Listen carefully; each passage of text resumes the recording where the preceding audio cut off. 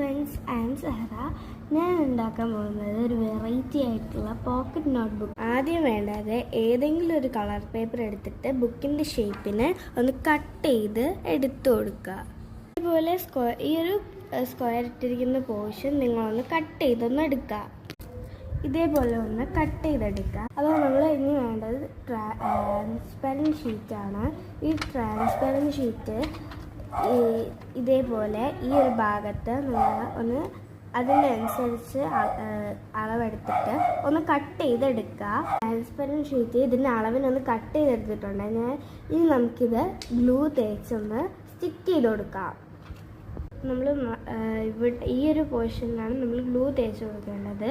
അതായത് ട്രാൻസ്പെറൻറ്റ് ഷീറ്റിൽ തേച്ചിട്ട് നമ്മൾ നേരത്തെ ക്ലോസ് ചെയ്യാൻ നോക്കി കഴിഞ്ഞാൽ നമ്മൾ ഓപ്പോസിറ്റ് സൈഡിൽ ഇത് സ്റ്റിക്കായി പോകും. അതുകൊണ്ട് ഇവിടെ ഗ്ലൂ തേച്ചിട്ട് ട്രാൻസ്പെറൻറ്റ് ഷീറ്റ് കറക്റ്റായിട്ട് അവിടെ തന്നെ നമ്മൾ സ്റ്റിക്ക് ചെയ്ത് കൊടുക്കണം. എന്നാലേ അത് ഓപ്പോസിറ്റ് സൈഡിൽ സ്പ്രെഡ് ആവാതിരിക്കുള്ളൂ.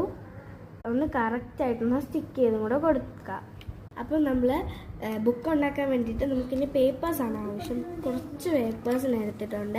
ഇതേപോലത്തെ പഴയ ബുക്കിൻ്റെ പേപ്പർ എടുക്കാം, അല്ലെങ്കിൽ നിങ്ങൾക്ക് A4 ഷീറ്റ് ആയാലും എടുക്കാം. ഞാനിപ്പോൾ പഴയ ബുക്കിൻ്റെ പേപ്പറാണ് എടുത്തിട്ടുള്ളത്.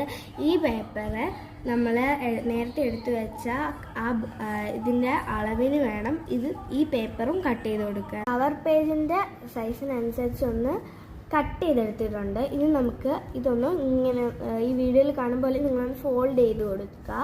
അപ്പോൾ നമുക്ക് ഏകദേശം ഒരു ബുക്കിൻ്റെ ഷേപ്പ് കിട്ടും.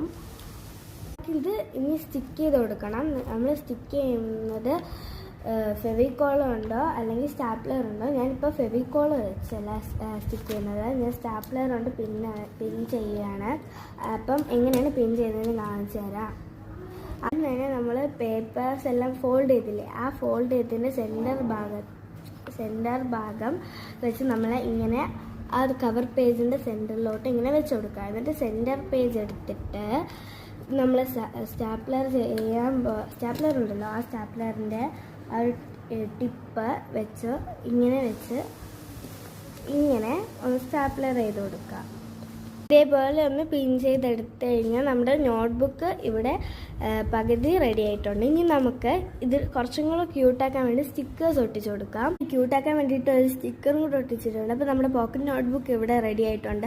ഇഷ്ടപ്പെട്ടാൽ ലൈക്ക് ചെയ്ത് സബ്സ്ക്രൈബ് ചെയ്ത് ഷെയർ ചെയ്യുക.